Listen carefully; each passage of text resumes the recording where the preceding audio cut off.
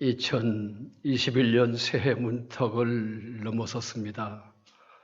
이제 오늘 아침 두 번째 주일 아침인데 금년 한 해 동안에도 여러분들 가족 모두가 건강하시고 그리고 갈수록 험악해져 가는 세상 살아가는 동안에도 주님 손 놓치지 말고 꼭 붙잡으시고 한 걸음 한 걸음 주님과 함께 걷는 한 해가 되시기를 간절히 바랍니다. 오늘은 새해 들어 두 번째 주일을 맞으면서 그동안 제가 주일마다 말씀드렸던 거듭남에 대해서 잠시 밀어놓고 오늘은 본문 말씀을 통해서 우리에게 말씀하시는 주님의 음성을 듣기를 원합니다. 오늘 함께 읽었던 이 에레미야 33장 1절 말씀을 다시 한번 보겠습니다. 여기 보면 이렇게 말씀합니다. 에레미야가 아직 시위대의 뜰에 갇혀 있을 때에 여호와의 말씀이 그에게 두 번째로 임하니라. 이렇게 말씀합니다. 먼저 오늘 본문 말씀이 주어질 적에 시대적인 상황을 잠깐 살펴보도록 하겠습니다.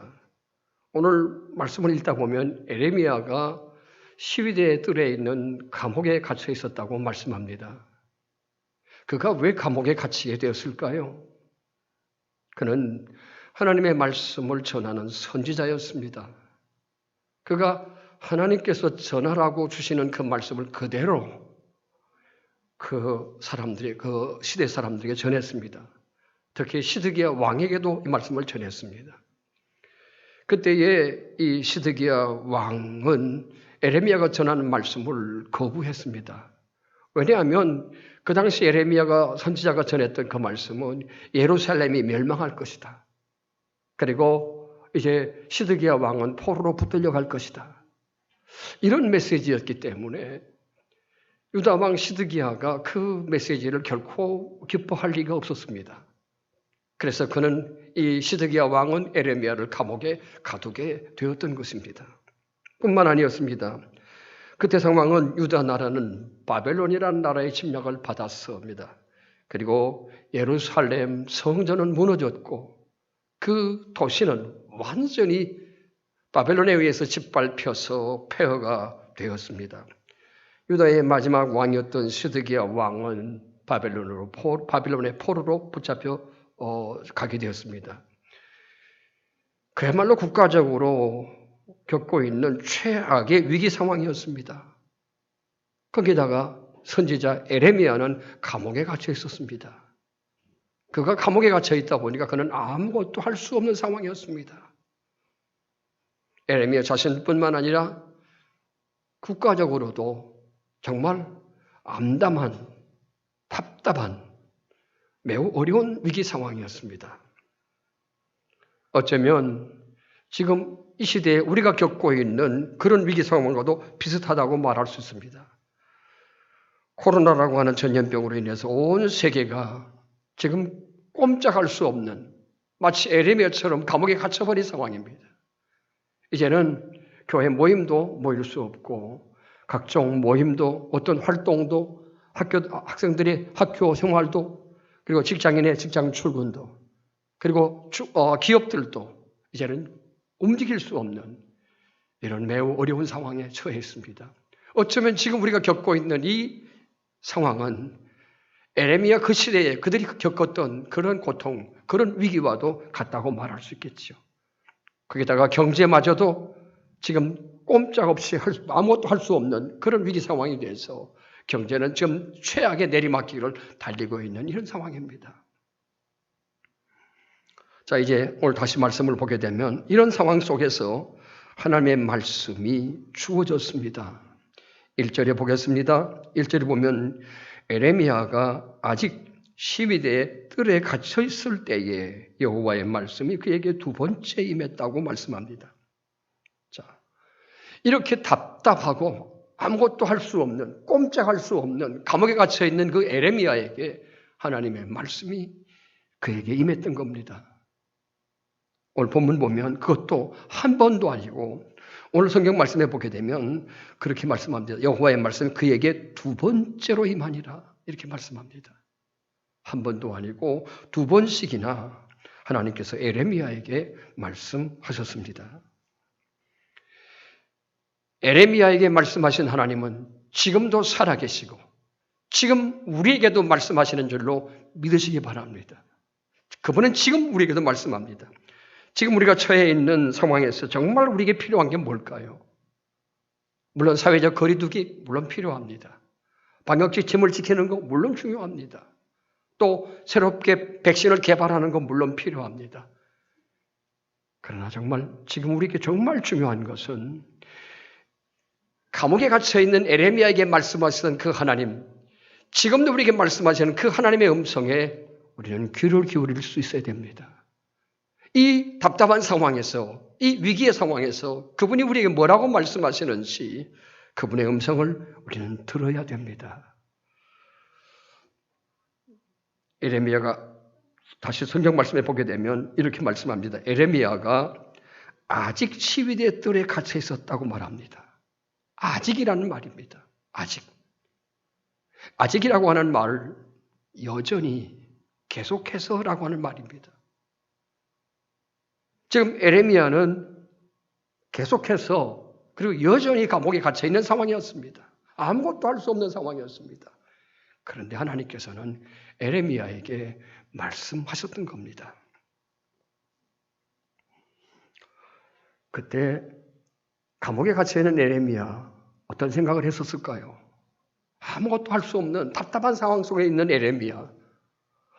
그는 많은 생각이 있었을 겁니다. 내가 이렇게 된 상황에서 하나님께서 도대체 뭘 하고 계시는 걸까? 하나님이 과연 나를 기억하고 계실까? 왜 하나님은 나를 이렇게 답답한 상황에서 갇혀 있도록 그냥 내버려 두시고 있는 것일까? 아마 여러 가지 의구심이 들었을 겁니다. 그럼에도 불구하고 하나님께서 에레미야에게 말씀하시는 겁니다. 또 다시 봅니다. 여기 2절을 보게 되면 또 이렇게 말씀합니다. 이를 행하시는 여호와, 그것을 만들며 성취하시는 여호와, 그의 이름을 여호와라 하느니가 이와 같이 이르시도다.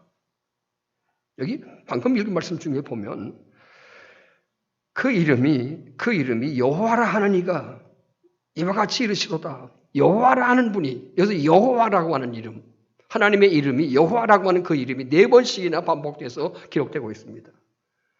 여호와라고 하는 이름의 뜻이 뭘까요? 물론 여러분 알고 계실 겁니다. 여호와라고 하는 이름의 뜻은 스스로 계시는 분이라는 뜻이죠. 다시 말해서 하나님은 우리가 그분을 계신다고 인정한다고 해서 계시고 우리는 그분이 계시지 않는다고 인정하지 않는다고 해서 안 계시는 그런 분이 아니라는 얘기죠.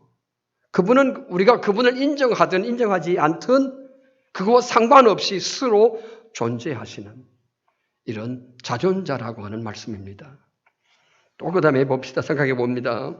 그 다음 또 생각해 보게 되면 지금 에레미야는 감옥에 갇혀 있는 상태입니다. 감옥에 갇혀 있다 보면 아무것도 할 수 없지 않습니까? 그런데 이런 상황 속에서 하나님은 그에게 어떤 분으로 나타나셨는가 하면 이렇게 말씀하지 않습니까? 2절 다시 보면 이를 행하시는 여호와, 이를 행하시는 여호와, 그것을 만들며 성취하시는 여호와라고 말합니다. 지금 에레미야는 감옥에 갇혀서 아무것도 할 수 없었지만 하나님은 어떤 분이냐? 하나님은 일을 하시는 분이라는 겁니다. 어떤 일을 계획하시기도 하고 그 계획하신 일을 마치시는, 완성하시는 분이라는 거죠. 그렇습니다. 하나님은 그분은 온 세상을 지으신 창조자입니다. 지금도 그분은 온 세상 인류 역사를 주관하시는 분입니다. 지금 우리가 살아가는 이 역사, 과거, 현재, 미래 이 모든 역사를 주관하는 분이 누굴까요? 세계 각국의 정치 지도자들일까요? 아니면 사단입니까? 결코 그렇지 않습니다. 과거든 현재든 미래든 이 모든 인류 역사를 주관하시는 분은 오직 여호와 하나님, 그분이 일을 하시고 계시고 그분이 역사를 주관하시는 분인 줄로 믿으시기 바랍니다. 다시 또 성경 보겠습니다.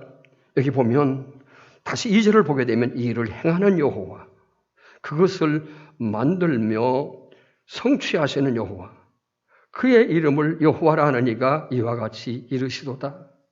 자, 이때의 에레미야에게 굳이 하나님은 자신을 어떤 분으로 나타내고 있느냐 하면 일을 하는, 일을 행하는, 어떤 일을 계획하고 그 일을 이루시는 분으로 나타나고 있습니다. 왜 그랬을까요? 아까도 말씀드렸지만 에레미야는 지금 감옥에 갇혀서 아무것도 할 수 없습니다. 그러다 보니까 그 마음속에 여러 가지 생각이 많았단 말이죠. 과연 하나님이 나를 기억하고 계시는 걸까? 도대체 하나님은 어떤 일을 하고 계시는 걸까? 이런 에레미야에게 하나님은 말씀하지 않습니까? 나는 일을 하는 분이다. 나는 일을 하는 여호와다. 나는 어떤 일을 계획하고 그 일을 이루어가는 분이다. 그렇습니다. 지금 우리가 겪고 있는 이 코로나 상황에서도 과연 하나님께서 어떤 일을 하고 계시는 걸까? 과연 지금 하나님께서 우리를 돌아보고 계시는 걸까? 왜 이렇게 이 코로나가 전 세계로 유행해서 세계 각지에서 수많은 사람들이 죽어가고 있는데 하나님 도대체 뭘 하시는 걸까? 우리가 이런 생각을 할 수 있습니다. 지금 겪고 있는 이 코로나 감염병뿐만 아니라 천재지변, 재난, 곳곳에서 일어나는 어떤 태풍, 혹은 여러 가지 그 상황들, 이게 우연히 일어나는 걸까요? 그냥 우연히 일어나는 걸까요?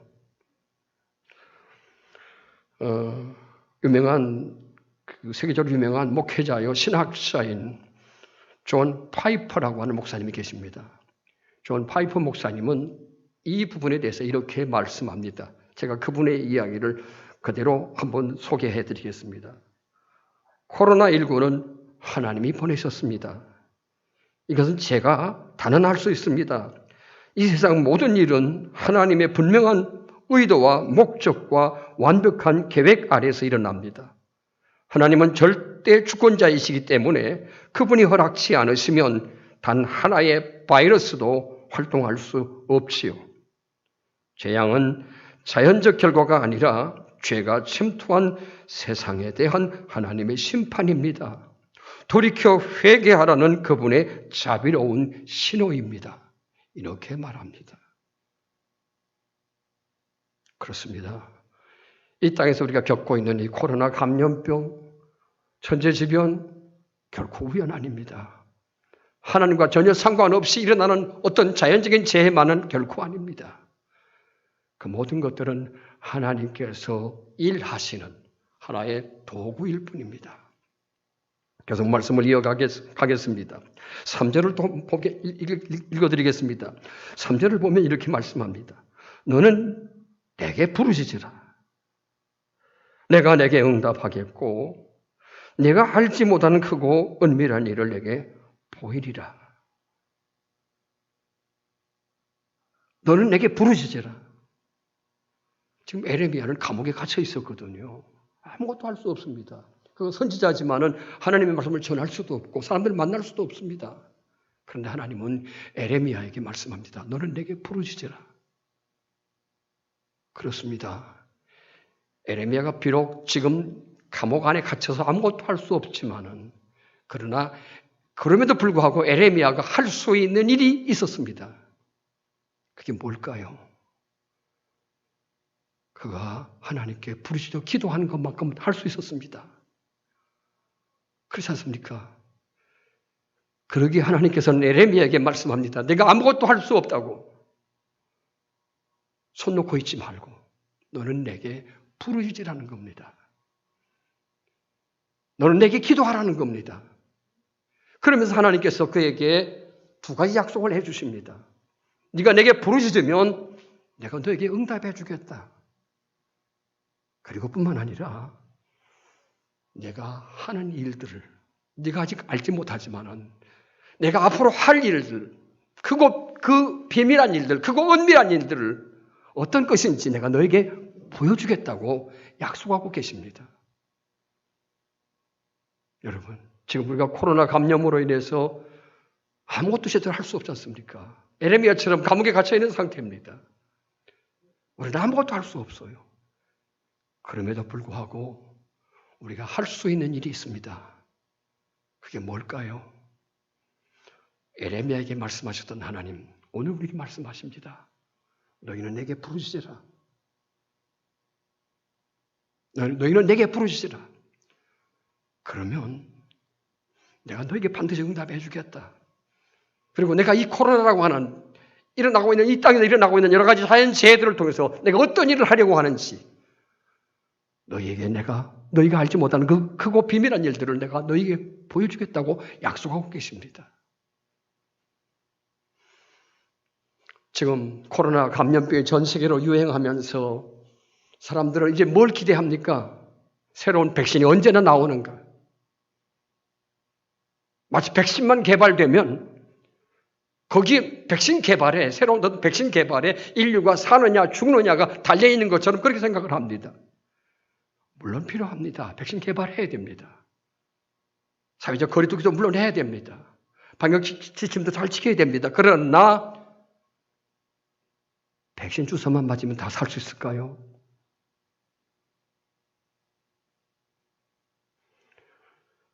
성경은 이렇게 말씀합니다. 오늘 읽은 말씀 가운데 아모스서 5장 구약 성경 아모스 5장 4절에 보면 이렇게 말씀합니다. 너희는 베델을 찾지 말며 길갈로 들어가지 말며 브엘세바로 나가지 말라. 너희는 여호와를 찾으라.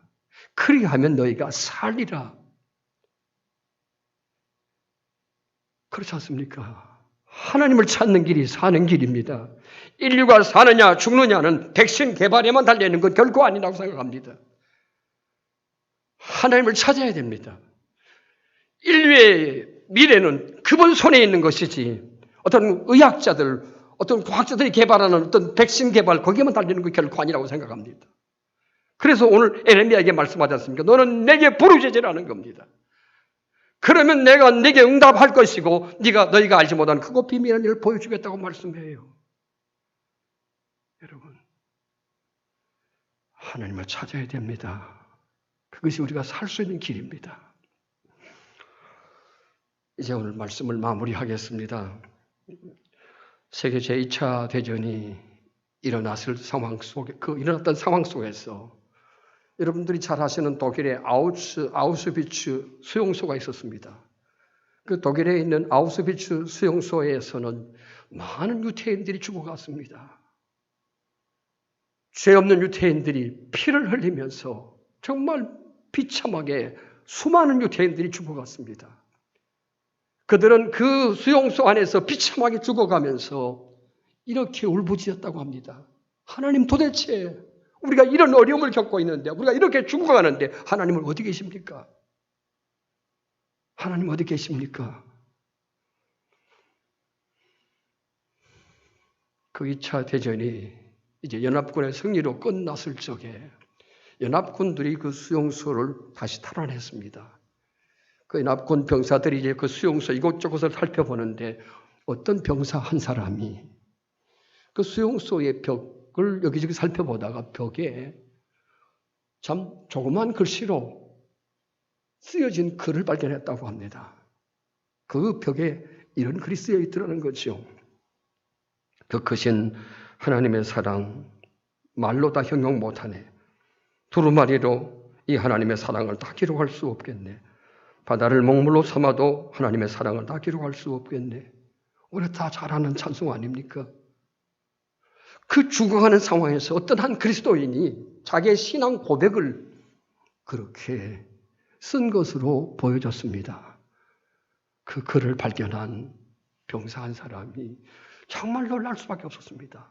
그 죽어가는 그 죽어가는 상황 속에서도 이렇게 신앙을 고백할 수 있었다고 하는 사실이었죠. 그 병사가 또 다른 곳을 살펴보는 가운데 또 다른 벽에 보니까 어떤 사람이 또 이런 글을 썼더라는 거죠. 거기에는 하나님은 여기에 계십니다. God is here. 하나님 여기 계십니다. 말씀을 마치겠습니다. 지금 전 세계가 코로나로 인해서 모든 것이 다 멈춰버린 이 상황 속에서 도대체 하나님은 어디 계시는지 우리는 그렇게 생각할 수 있습니다. 그러나 하나님은 지금 여기 계십니다. 그리고 지금도 하나님은 여전히 자신의 일을 하고 계십니다. 여러분, 그분의 손길을 바라보실 수 있기를 바랍니다. 기도하십시다.